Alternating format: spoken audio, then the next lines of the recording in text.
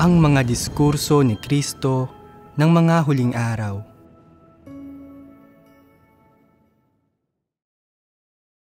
Ang saloobing dapat taglayin ng tao sa Diyos. Upang makita kung ang isang tao ay tunay na nananalig sa Diyos, ang pinakamahalagang bagay ay ang obserbahan ang kanyang saloobin sa Diyos. Kung tinatrato niya ang Diyos ng may pusong natatakot at nagpapasakop sa Diyos, siya ay tunay na nananalig sa Diyos. Ngunit kung wala siyang takot o pagpapasakop sa Diyos, wala siyang tunay na pananalig. Anong saloobin ang dapat mayroon ang mga tao sa Diyos? Dapat silang matakot at magpasakop sa Kanya.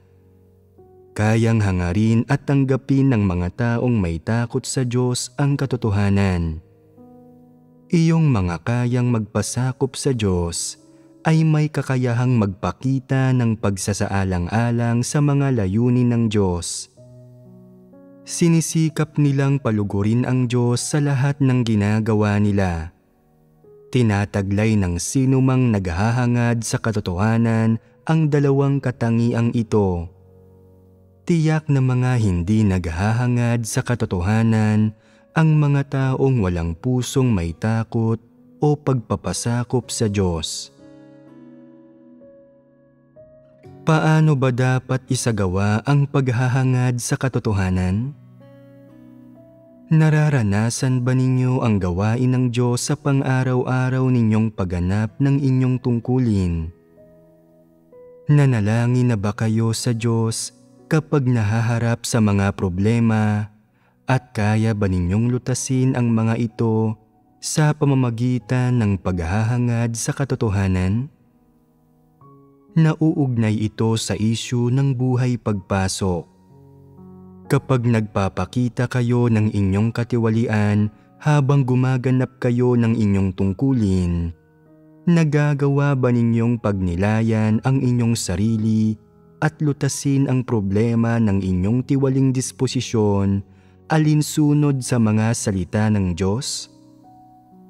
Kung hindi ninyo ito maisagawa at maranasan sa ganitong paraan, wala itong kinalaman sa pananampalataya sa Diyos. Anumang tungkulin ang ginagampanan mo o anuman ang ginagawa mo, dapat mong subukang arukin kung aling mga aspekto ng mga salita ng Diyos ang may kinalaman dito, pati na rin ang sarili mong mga kaisipan, opinyon o maling layunin na mga bahaging lahat ng kalagayan ng tao. Ano ang kabilang sa kalagayan ng tao? Kabilang dito ang mga paninindigan, saloobin, layunin at pananaw ng mga tao. Gayon din ang ilang satanikong filosofiya, lohika at kaalaman. At ang lahat ng bagay na ito, sa madaling sabi, ay nauugnay sa mga karaniwang kalakaran at pamamaraan ng pagkilos at pagtrato ng mga tao sa iba. Kapag nahaharap sa isang sitwasyon, dapat munang suriin ng isang tao kung ano ang kanyang pananaw. Ito ang unang hakbang. Ang ikalawang hakbang ay ang suriin kung tama ba ang pananaw na iyon.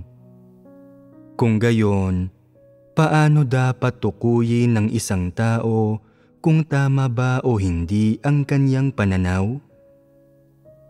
Ito ay minsanang tinutukoy sa pamamagitan ng mga salita ng Diyos at muling tinutukoy alinsunod sa mga prinsipyo ng uri ng sitwasyong pinag-uusapan.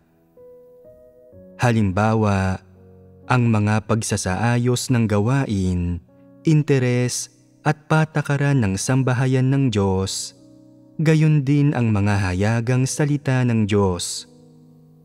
Gamitin ang mga bagay na ito upang matukoy kung tama ba ang isang pananaw. Ang mga ito ang mga pamantayan sa pagsukat. Sinusuri ba ninyo ang mga pananaw ninyo kapag nahaharap kayo sa isang sitwasyon? Kaya mo mang tukuyin ang mga ito o hindi? Ang unang hakbang ay na dapat kang magsagawa sa ganitong paraan. Ano man ang ginagawa ng mga tao, lahat sila ay may isang tiyak na pananaw tungkol dito. Paano nabubuo ang pananaw na ito? Ito ay kung ano ang tingin mo sa sitwasyon, kung saan mo ibinabase ang iyong perspektiba, kung paano mo pinaplanong pangasiwaan ito, at kung saan mo ibinabase ang pamamaraan mo sa pangangasiwa nito. Ang lahat ng ito ay bahagi ng pananaw mo. Halimbawa, ano ang palagay mo sa katiwalian ng sangkatauhan? Saan nakabatay ang iyong perspektiba? Paano mo hinaharap ang isyung ito? Ang lahat ng ito ay may kaugnayan sa mga pananaw ng isang tao sa mga bagay. Ito ay totoo rin sa pananaw ng isang tao sa isang bagay. Ano man ang sitwasyon, may pananaw ang bawat tao sa likod ng kanilang saloobin at pamamaraan ng pangangasiwa sa bawat bagay. Ang pananaw na ito ang gagabay at mamamahala kung paano sila kikilos. At ang pinagmulan ng pananaw na ito ang tumutukoy kung ito ba ay tama o mali. Halimbawa, kung ang pananaw mo ay batay sa satanikong pilosopiya at lohika, at ang layunin sa likod ng pananalita mo ay ang magkamit ng kasikatan at karangalan, ang makilala at maunawaan ka ng mas maraming tao, at ang maalala at matanggap ka ng mas maraming tao, ito ang panimulang punto mo sa pagkilos. Kung mayroon kang maling layunin na gaya nito, ang mga pananaw at pamamaraan na uusbong mula rito ay siguradong magiging mali rin at tiyak na hindi alinsunod sa katotohanan. Kapag nakabubuo ka ng mga maling pananaw, saloobin at pamamaraan, kaya mo bang matukoy ang mga ito? Kung kaya mong suriin ang pagiging tama o mali ng mga ito, natutupad mo ang isang pangunahing kondisyon sa pagtugon sa mga layunin ng Diyos. Ngunit hindi ito ang lubos na kondisyon. Ano ang lubos na kondisyon? Kapag nasuri mo na mali ang mga pananaw mo, kapag mayroon kang mga maling layunin at personal na mga plano at ninanasa, ano ang magagawa mo upang hindi ka kumilos ng alinsunod sa mga maling pananaw na ito? Kinakailangan dito na bitiwan mo ang mga maling layunin at pananaw mo. At kasabay nito, nahangarin mo ang katotohanan. Dahil alam na alam mong mali ang mga pananaw mo, na ang mga ito ay hindi umaayon sa katotohanan ni sa mga layunin ng Diyos, na kinasusuklaman ng Diyos ang mga ito. Sa makatwid, ay dapat kang maghimagsik laban sa mga ito. Ano ang layon ng paghihimagsik laban sa laman? Ito ay ang gawin ang mga bagay ng alinsunod sa mga layunin ng Diyos, ang gawin ang mga bagay na naaayon sa katotohanan, at sa gayong paraan ay maisagawa ang katotohanan. Gayunman, kung hindi mo magawang maghimagsik sa mga maling pananaw mo, hindi mo maisasagawa ang katotohanan o maisa sa buhay ang katotohanang realidad. Ang ibig sabihin nito, ang nauunawaan mo ay doktrina lang. Ang mga bagay na sinasabi mo ay hindi makapipigil sa pag-uugali mo, makagagabay sa mga kilos mo, o makapagtatama sa mga maling pananaw mo na lalo pang nagpapatunay na ito ay doktrina lang. Sa makatwid, ang unang hakbang ay ang siyasatin ang mga pananaw mo. Ang ikalawang hakbang ay ang sukatin kung tama ba ang mga pananaw na iyon. Ang mga maling pananaw ay dapat na paghimagsikan at iwaksi. Ang mga tamang pananaw ay dapat na sundin at panindigan. Saan kayo nahihirapan ngayon? Sa isang banda, bihirang-bihira mong suriin ang sarili mo, hindi mo ito nakagawian. Sa kabilang banda, kahit kapag sinusuri mo ang sarili mo, hindi mo alam kung tama ba o hindi ang mga layunin at pananaw mo. Tila parehong tama at hindi tama ang mga ito sa iyo, kaya sa huli ay nalilito at naguguluhan ka at ginagawa mo ang mga bagay sa sarili mong paraan. Ito ay isang uri ng sitwasyon. Ano pang ibang sitwasyon ang mayroon? Minsan ay natutukoy ko ang sarili kong mga layunin at pananaw at nais kong maghimagsik sa mga ito, ngunit hindi ko kayang mapagtagumpayan ang tiwaling disposisyon ko.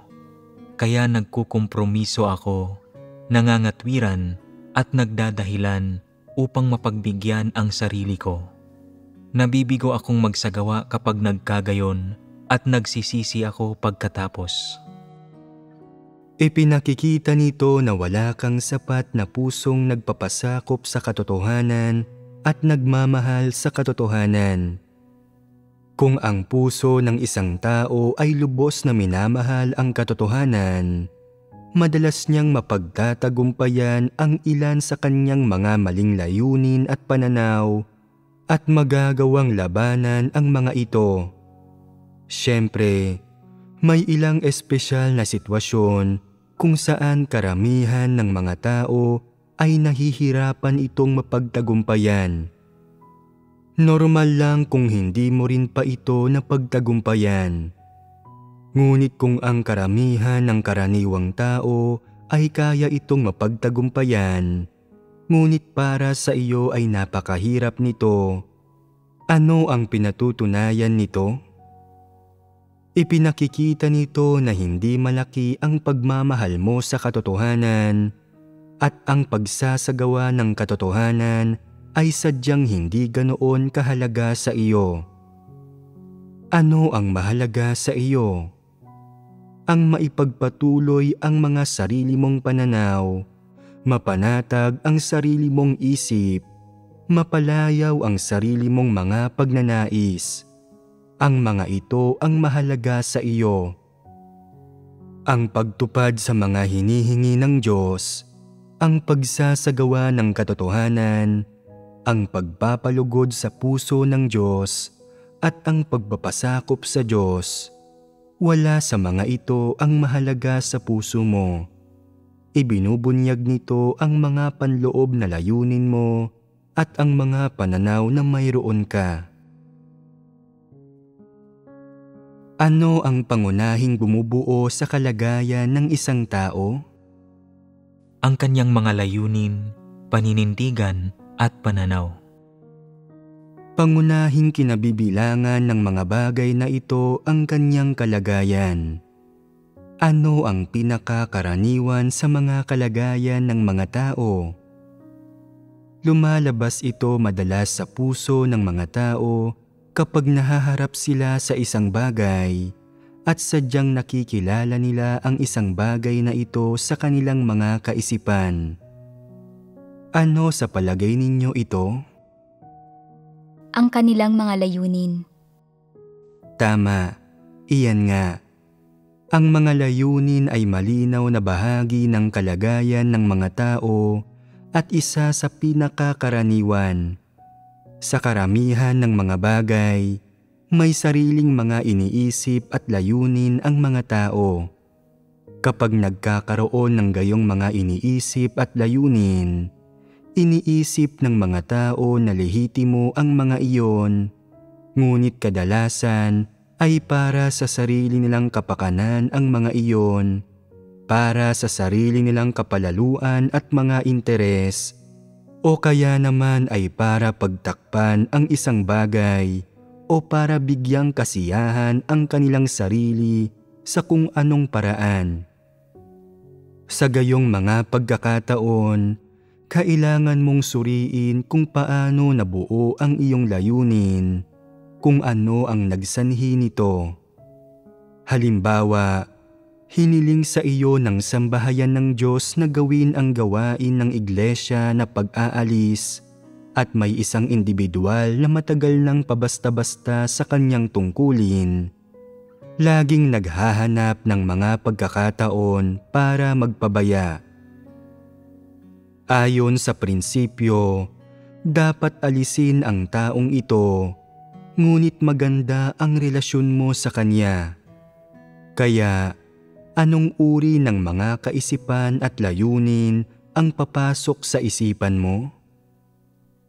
Paano ka magsasagawa? Kikilos ayon sa sarili kong mga kagustuhan. At ano ang nagsasanhi ng mga kagustuhang ito? Dahil ang taong ito ay naging mabuti sa iyo o nakagawa ng mga bagay para sa iyo, maganda ang tingin mo sa kanya, kung kaya sa pagkakataong ito ay nais mo siyang protektahan at ipagtanggol. Hindi ba't ito ang epekto ng mga damdamin? Nagiging emosyonal ka sa kanya, kung kaya ginagamit mo ang pamamaraan na samantalang may mga patakaran ang mga nakatataas na awtoridad, may mga panlaban na hakbang naman ang mga lokalidad. Nandaraya ka. Sa isang banda, sinasabi mo sa kanya na kailangan mo pang magsikap ng kaunti kapag gumagawa ka ng mga bagay-bagay. Huwag kang maging pabasta-basta. Kailangan mong magdanas ng kaunting hirap. Tungkulin natin ito. Sa kabilang banda, tumutugon ka sa itaas at sinasabi mong, nagbago na siya. Mas epektibo na siya ngayon kapag gumaganap siya sa kanyang tungkulin. Ngunit ang nasa isip mo talaga ay, ito ay dahil hinikayat ko siya. Kung hindi ko iyon ginawa, magiging katulad pa rin siya ng dati. Sa iyong isipan, lagi mong iniisip na naging mabait siya sa akin. Hindi siya pwedeng paalisin. Anong kalagayan ito kapag gayon ang mga bagay na nasa layunin mo? Pinipinsala nito ang gawain ng iglesia sa pamamagitan ng pagpoprotekta sa personal na emosyonal na mga relasyon. Naaayon ba ang ganitong pagkilos sa mga katotohanang prinsipyo? At mayroon bang pagpapasakop sa paggawa mo nito? Walang pagpapasakop. May paglaban sa puso mo. Sa mga bagay na nangyayari sa iyo at sa gawaing dapat mong gawin, ang mga sarili mong ideya ay nagtataglay ng mga subhetibong panghuhusga at may mga emosyonal na aspektong nakahalo rito. Ginagawa mo ang mga bagay-bagay batay sa mga damdamin, subalit naniniwala ka pa rin na kumikilos ka ng walang kinikilingan, na binibigyan mo ang mga tao ng pagkakataong magsisi at na tinutulungan mo sila ng may pagmamahal. Kaya ginagawa mo ang nais mo, hindi ang sinasabi ng Diyos. Ang paggawa sa ganitong paraan ay nakababawas sa kalidad ng gawain, nakababawas sa pagiging epektibo nito at nakapipinsala sa gawain ng iglesia, napawang mga resulta ng pagkilos ayon sa mga damdamin. Kung hindi mo susuriin ang iyong sarili, matutukoy mo ba ang problema rito? hindi kailanman. Maaaring alam mo na mali ang kumilos ng ganito, nakawalan ito ng pagpapasakop, ngunit pinag-iisipan mo ito at sinasabi mo sa sarili mo na kailangan ko silang tulungan ng may pagmamahal, at pagkatapos silang matulungan at mas bumuti sila, hindi na sila kailangan pang paalisin. Hindi ba't binibigyan ng Diyos ang mga tao ng pagkakataong magsisi? Mahal ng Diyos ang mga tao, kaya kailangan ko silang tulungan ng may pagmamahal at kailangan kong gawin ang hinihingi ng Diyos. Matapos isipin ang mga bagay na ito, ginagawa mo ang mga bagay-bagay sa sarili mong paraan. Pagkatapos, gumagaan ang puso mo. Nadarama mo na isinasagawa mo ang katotohanan.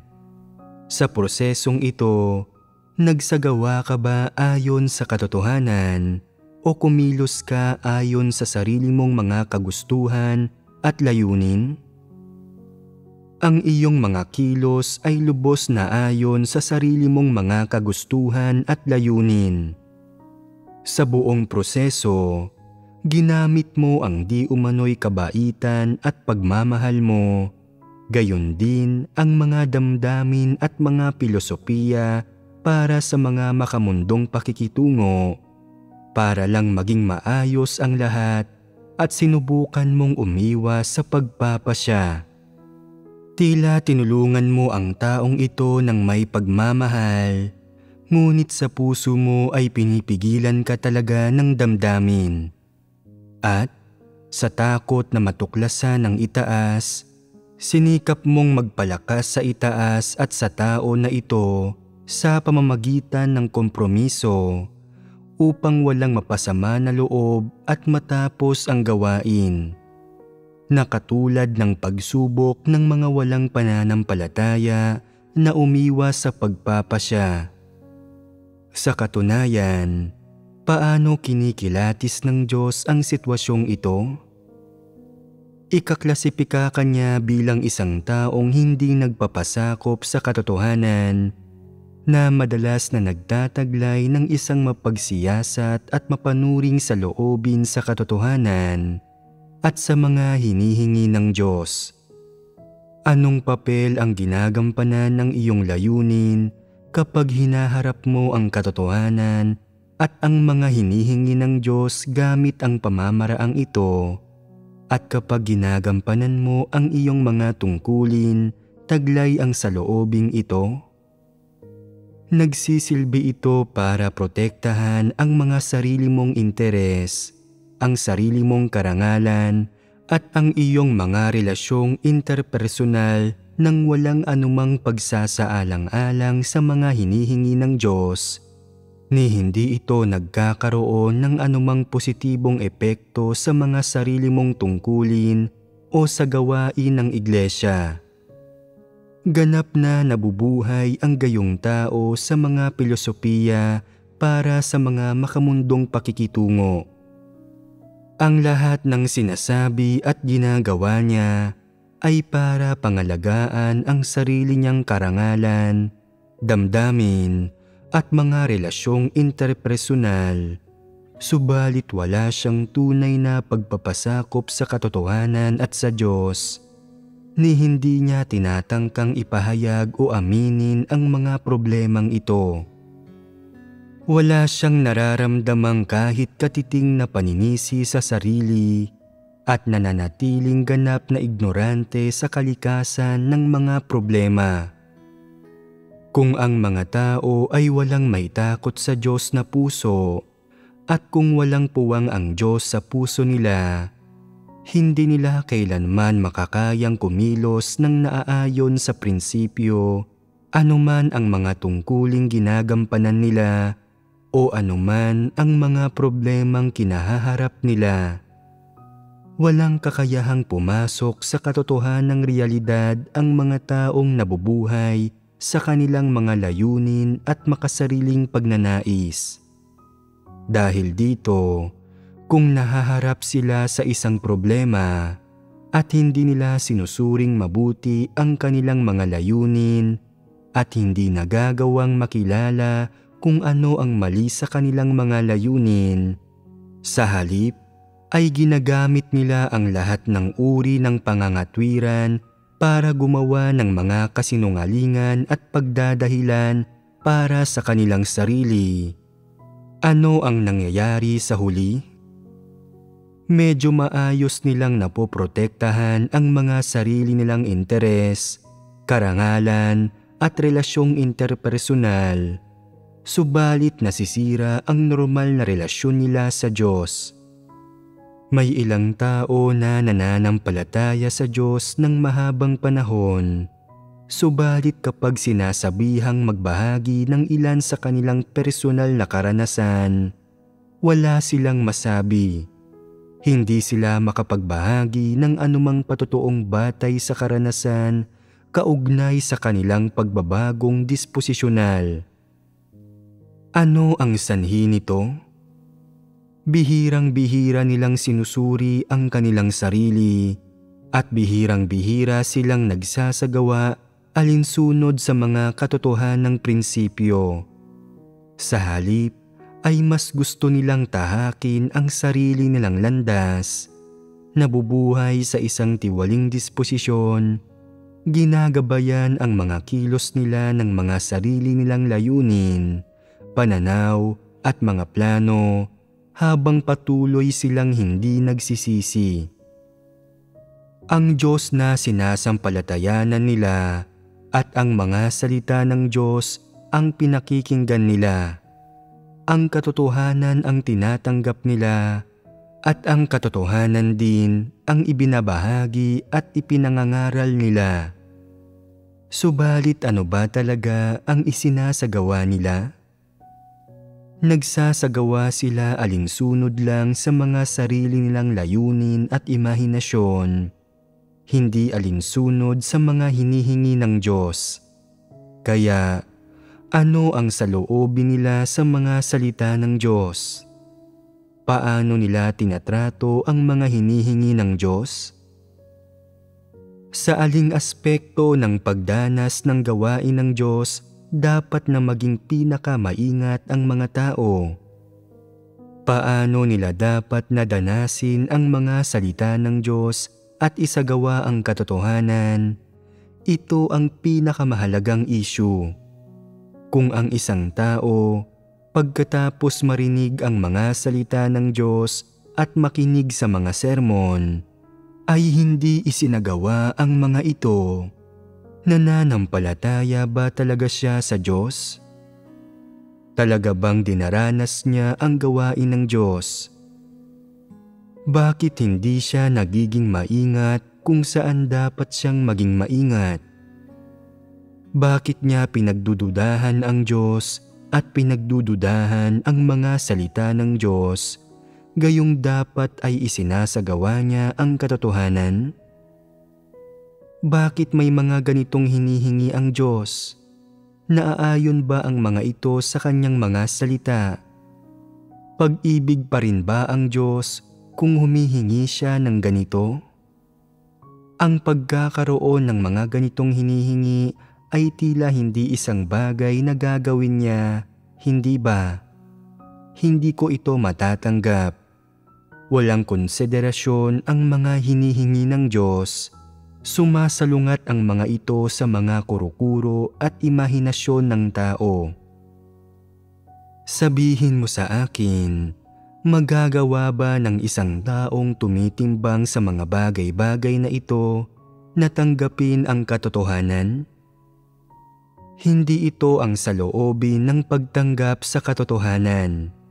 Ang pagsukat at pagharap sa mga hinihingi ng Diyos ng may ganitong saloobin at mga layunin. Ito ba ay pagbubukas o pagsasara ng puso ng isang tao sa Diyos? Pagsasara. Hindi ito saloobin ng pagtanggap, kundi ng paglaban. Pagdating sa mga hinihingi ng Diyos, nagsusuri muna ang gayong mga tao at ngumingisi pa ang ilan sa kanila. Hindi gaanong nakikipag-ugnayan ang Diyos sa mga kapatid sa iglesia. Hindi niya alam ang mga gawain sa iglesia. Hindi ba't masyadong dogmatikong pinangangasiwaan ng sambahayan ng Diyos ang mga bagay-bagay? Hindi natin ginagawa ng ganito ang mga bagay-bagay. Ginagawa natin ang mga bagay-bagay batay sa mga sitwasyon ng mga kapatid. Pinagkakalooban sila ng mga oportunidad. At bukod pa riyan, dapat na maging mauunawain ang nagkatawang taong Diyos sa kahinaan ng tao. Kung hindi siya magiging mauunawain, tayo ang magiging mauunawain. May ilang bagay na hindi binibigyan ng pagsasaalang-alang ng Diyos, subalit bibigyang pagsasaalang-alang natin ang mga ito. Anong uri ng saloobin ang tinataglay nila? Ito ay saloobin na lumalaban, humuhusga at kumokondena. Isinasailalim nila ang mga bagay-bagay sa pagsusuri at pagkatapos ay hinuhusgahan nila ang mga ito. At paano sila humuhusga? Sinasabi nilang, anuman ang kaso, matuwid ang Diyos at ang Diyos na sinasampalatayanan ko, hindi ang isang tao. Sinisiyasat ng Diyos ang kaibuturan ng puso ng mga tao. Ano ang ibig sabihin nito? Itinatanggi nila ang nagkatawang taong Diyos. Iyan nga, sa puso nila, itinatanggi nila si Kristo, ipinahihiwatig na ang mga salita ng Kristo ay hindi talagang kumakatawan sa Diyos, kung saan sumasalungat o lumalabag ang mga kilos at salita ni Kristo sa mga sarili nilang interes, layunin at pananaw, tinatanggihan nila ang Diyos. Ano't anuman, sa Diyos ako nananampalataya at matuwid ang Diyos. Sinisiyasat niya ang kaibuturan ng puso ng mga tao. Ano ang mga pahayag na ito? Mga panghuhusga ba ang mga ito? Ano ang kalikasan ng mga pahayag na ito? Ang pag-uusap tungkol sa mga tao sa likod nila ay panghuhusga. Ang pagsasalita ng tungkol sa Diyos sa likuran niya ay hindi lang panghuhusga. Kalapastanganan ito. Maaari bang maging mga tunay na mananampalataya ang mga taong may kakayahang lapastanganin ang Diyos? Mga tao ba sila na may konsensya at katwiran? Mga tao ba silang ililigtas ng Diyos? Ang mga taong ito ay pawang mga alipores ni Satanas. Masasamang tao sila at dapat silang tanggihan at itiwalag. Sa mga iglesia, may mga pagpapamalas ba ng pamumuna sa Diyos at panghuhusga sa kanyang gawain? Hindi laganap ang mga ito, subalit talagang nangyayari ang mga ito dahil sa kahit saang iglesia ay umiiral ang ilang hindi mananampalataya at masasamang tao. Ngayon, sa mga partikular na pangyayari, maaari bang lumitaw ang ganitong klase ng kalagayan sa puso niyong mga tunay na nananampalataya sa Diyos? Kung lumilitaw sa inyo ang mga bagay tulad ng panghuhusga, paglaban, at panlalapastangan, ano ang inyong panloob na tugon? Naaarok ba ninyo ang malubhang kalikasan ng problema? Halimbawa, sabihin nating hindi ka kailanman nag-asawa, subalit nasa isang angkop na kapaligiran ka at may nakilalang isang mainam na potensyal na kapareha na gusto mong makatipan. Bagaman dati ka nang nangako sa Diyos na iaalay mo ang iyong buong buhay sa Kanya, at hindi ka maghahanap ng isang kapareha, sa puso mo ay may mabuting damdamin ka pa rin sa taong ito, kaya't nagpasya kang makipagtipan sa kanya. Subalit pagkatapos makipagtipan, ay natuklasan mong may napakaraming balakid at napagtanto mong hindi angkop na makipagtipan sa kanya at hindi ito pinahihintulutan ng Diyos. Gusto mo siyang isuko, subalit hindi mo siya kayang pakawalan, kaya nanalangin ka sa Diyos at sinumpa mo at naghimagsik ka sa iyong sarili at sa huli ay naghiwalay kayong dalawa. Pagkatapos ng hiwalayan, nalugmok ka sa matinding paghihirap ng isipan. Normal ito. Ito ang normal na kahinaan ng pagkatao. Subalit hindi ka dapat magreklamo tungkol sa Diyos. Magagawa ba ng karamihan ng tao na pagdaanan ang ganitong karanasan at hindi magreklamo tungkol sa Diyos? Hindi ito magagawa ng karamihan at sinasalamin nito ang saloobin nila sa katotohanan at sa Diyos. Anong mga maling kaisipan ang karaniwang taglay ng isang tao para sisihin niya ang Diyos sa isang sitwasyong tulad nito? Kung hindi ako nananampalataya sa Diyos, makahahanap ako ng isang kapareha. Malaking problema ba ang kaisipang tulad nito? Tila ayaw niyang manampalataya sa Diyos, ninanais niyang sumuko. Iniisip niyang, bakit kailangan kong piliin ang landas ng pananampalataya sa Diyos? Magiging napakahusay ang hindi pananampalataya sa Diyos. Magagawa ko ang anumang gustuhin ko. Hindi madaling makahanap ng gayong kaangkop na kapareha. Kung palalampasin ko siya ngayon, hindi magtatagal at magiging masyado na akong matanda para magustuhan ng sinuman. Hindi na ba dapat ako muling maghanap ng sinuman? Ganito ko ba gugugulin ang nalalabi kong buhay? Nakararamdam siya ng pagiging negatibo at panghihinayang, maging hanggang sa punto na ayaw ng manampalataya ng taong ito. Pagpapamalas ang mga ito ng paghihimagsik at pagkakanulo sa Diyos.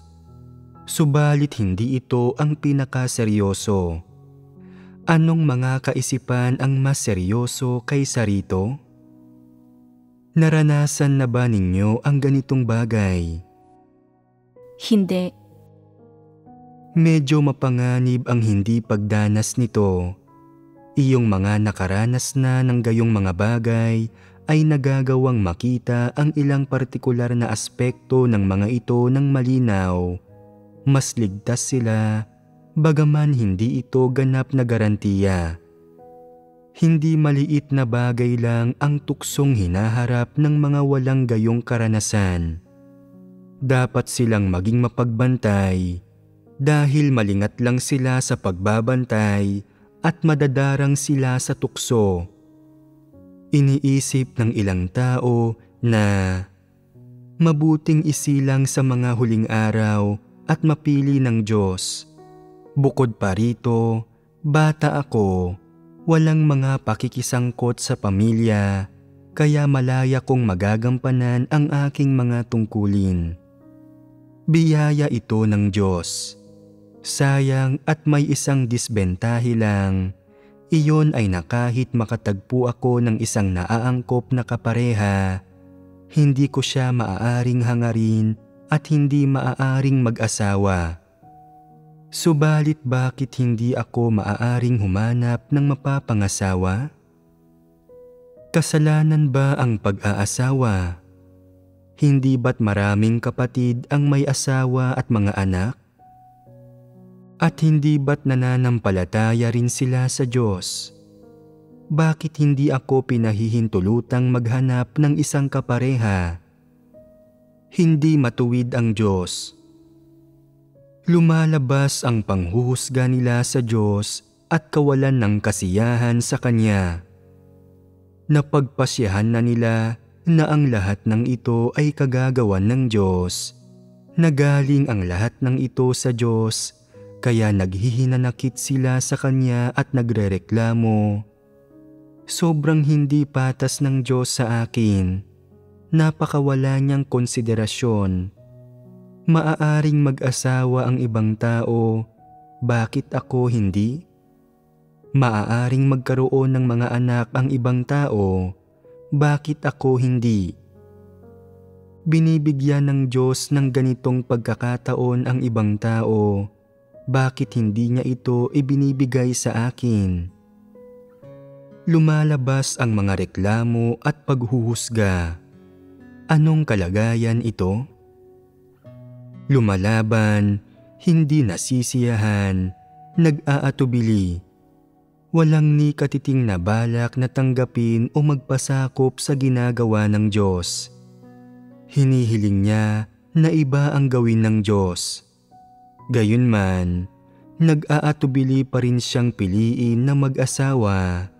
Natatakot na kung mag-aasawa siya at magkaroon ng mga pakikisangkot, hindi siya magiging kasing laya at hindi na magagawang gampanan ng maayos ang kanyang tungkulin. Sa gayon ay pipigil sa kanyang mailigtas kalaunan at makapasok sa kaharian ng langit. Kung gayon, ano ang gagawin niya sa gayong panghihinayang? Ang totoo, ito ang landas na ikaw mismo ang pumili. Binibigyan ng Diyos ng malayang kalooban ang mga tao. Maaari kang pumili kung gusto mong humanap ng isang kapareha at mag-asawa o maghangad ng katotohanan at kaligtasan. Ganap itong isang personal na desisyon. Walang kaugnayan sa Diyos kung pumili ka man ng tama o hindi. Kaya't bakit nagrereklamo ka tungkol sa Kanya? Bakit nagrereklamo kang hindi siya matuwid? Bakit napakarami mong reklamo? Dahil hindi natugunan ang mga sarili kong interes. Kapag nasasaling ang mga sarili mong interes, hindi ka nasisiyahan sa iyong kalooban. Pakiramdam mo ay nawalan ka, kaya't sinisisi mo ang Diyos at naghahanap pa ng mga dahilan para maglabas ng iyong sama ng loob.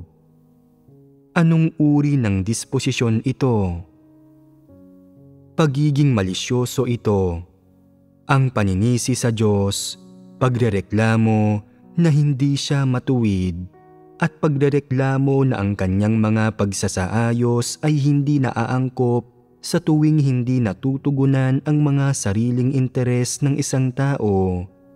Ito ay isang disposisyon na malisyoso at mapagmatigas at hindi mapagmahal sa katotohanan.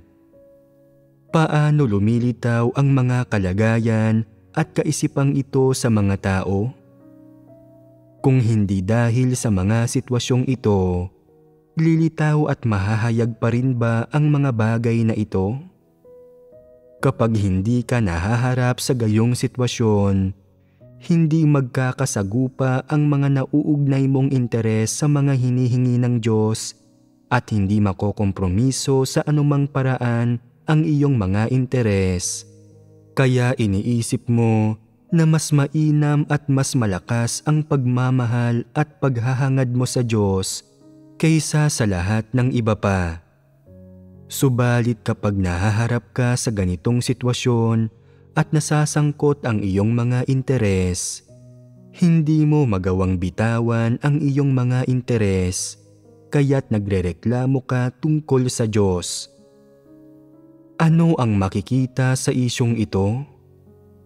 Ano itong madalas na nagdudulot sa mga tao na magreklamo tungkol sa Diyos at husgahan ang Diyos? Kapag nasasaling ang mga sarili nilang interes, kapag hindi natutugunan ang mga sarili nilang layunin, pagnanais at plano, nilalabanan, hinuhusgahan, at nagrereklamo ang mga tao tungkol sa Diyos at maaari pa nga silang manlapastangan. Ang totoo, ang panghuhusga mismo ay isang uri ng kalagayang lumalaban. Mas lalo pang seryoso ang panlalapastangan kapag nasasaling ang kanilang mga interes. Habang mas lalo nila itong iniisip, ay mas lalo silang nagagalit, mas lalo silang hindi nasisiyahan, at mas lalo silang nakararamdam na ginawan sila ng pagkakamali. Nagsisimula silang lumaban, at nang may mga ganitong pag-iisip sa kanilang isipan, nagsisimula silang magreklamo at manghusga. Ito ay tanda ng pagsalungat sa Diyos. Ano ang ilang konkretong pagpapamalas ng paglaban ng isang tao sa Diyos? Ang hindi masigasig na paggawa sa tungkulin ng isang tao, pagiging pabasta-basta sa kanyang tungkulin. Ito ay isang aspekto. Dati, nagagawa ng taong ito na ilaan ang 70% o 80% ng kanyang lakas sa pagganap ng kanyang tungkulin at ilaan ang kanyang sarili sa anumang ginagawa niya. Subalit ngayon ay nagkikimkim siya ng mga kaisipan tungkol sa Diyos at pakiramdam niya ay hindi siya nakatanggap ng mga pagpapala o biyaya ng Diyos sa kabila ng pagganap niya ng kanyang tungkulin. Hindi lang niya hinuhusgahan ang Diyos bilang hindi matuwid, nag-aalangan din siya sa kanyang puso, kaya 10% o 20% lang ang ibinibigay niyang pagsisikap kapag ginagampanan niya ang kanyang tungkulin, kumikilos ng ganap na pabasta-basta. Isa itong uri ng pag-uugaling lumalaban na dulot ng isang mapanghimagsik na kalagayan. Ano pa ang mayroon doon? Walang ingat na pag-aabandona. Paano ito na ipamamalas? Halimbawa, sabihin nating ang isang tao kapag gumaganap bilang leader ng isang grupo ay nasanay ng gumigising ng alas 5 ng umaga para sa isang pang alas 8 na pagtitipon para magdasal, maging abala sa mga espiritual na debosyon at maghanda. Pagkatapos ay itatala niya ang nilalaman na pagbabahaginan sa pagtitipon. May seryoso siyang saloobin sa pagganap ng tungkulin, ganap na inilalaan ang kanyang sarili rito. Gayunman, pagkatapos minsang mapungusan, nagsimula siyang mag-isip. Ano ang saysay ng paggising ng maaga? Hindi ito nakikita ng Diyos at walang pumupuri sa akin para dito. Wala ni isang tao na nagsasabing tapat kong ginagawa ang aking tungkulin. Bukod pa rito, palagi akong pinupungos sa kabila ng aking pagsusumikap at ni hindi ako nakatanggap ng pagsang-ayon ng Diyos. Tila nanganganib din maging ang mga gantimpala sa hinaharap.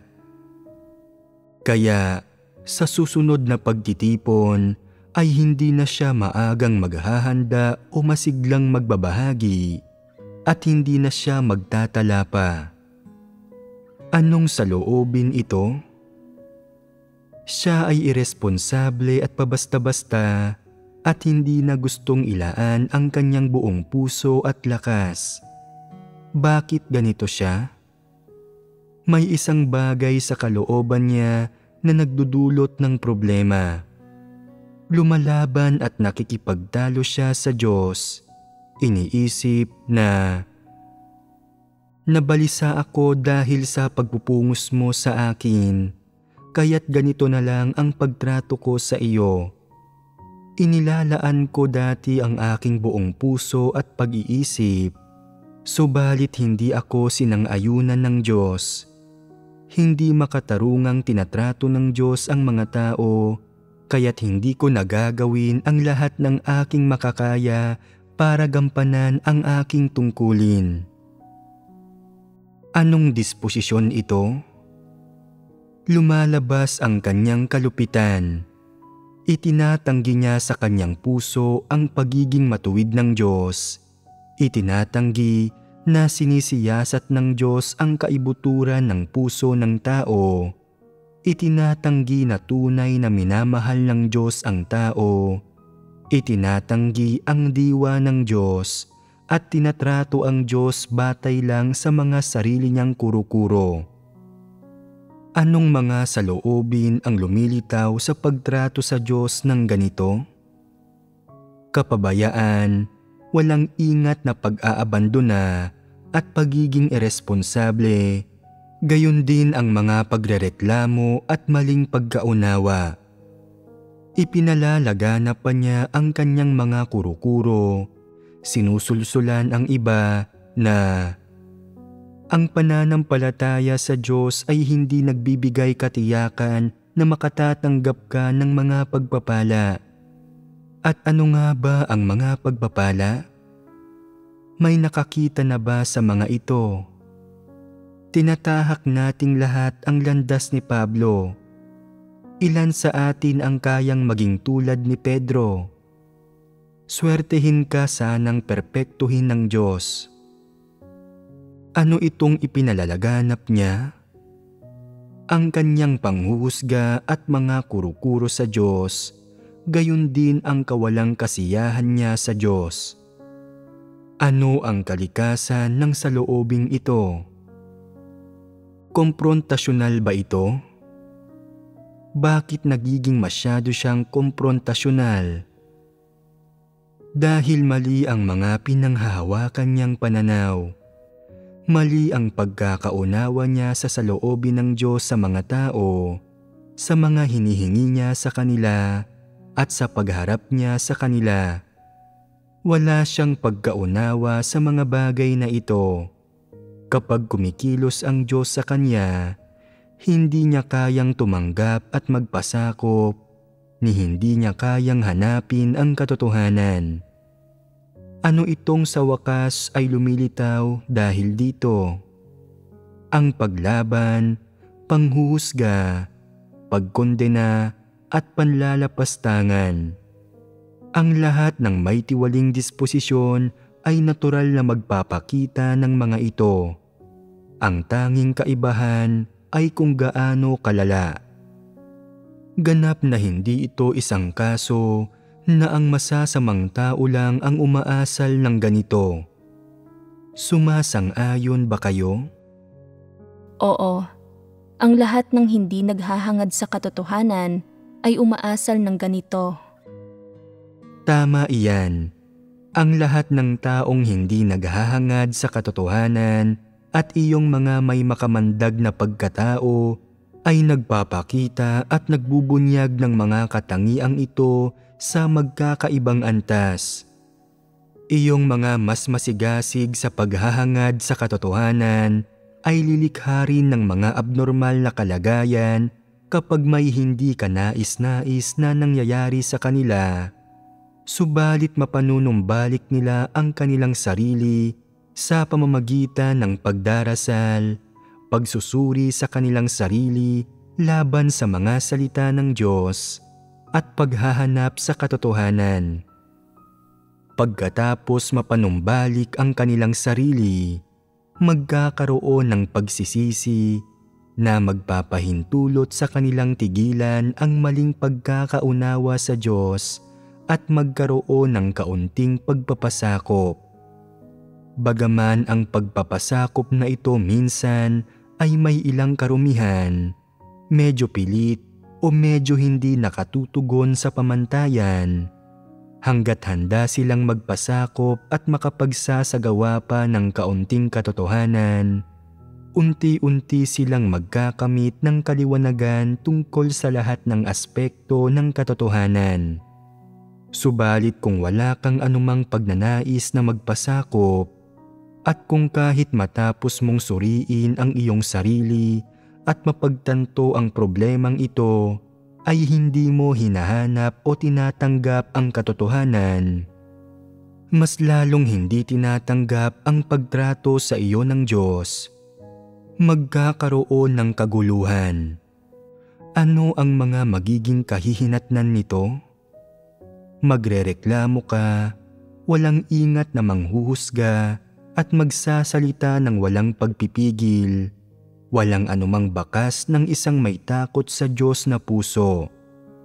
Sa hindi gaanong katitinding kaso, magrereklamo ka sa bahay at magbabasag ng mga pinggan para ilabas ang iyong galit. Mapapalayo ka sa Diyos at hindi gugustuhing pumunta sa harap niya at magdasal. Sa mas malalalang kaso, ipalalaganap mo ang iyong pagkanegatibo at mga kuro-kuro kapag nakakikita ng mga kapatid, nagdudulot ng mga panggagambala at panggugulo. Kung hindi ka pa rin nagsisisi pagkatapos, malamang napupukawin mo ang galit nila at paaalisin o patatalsikin ka sa iglesia.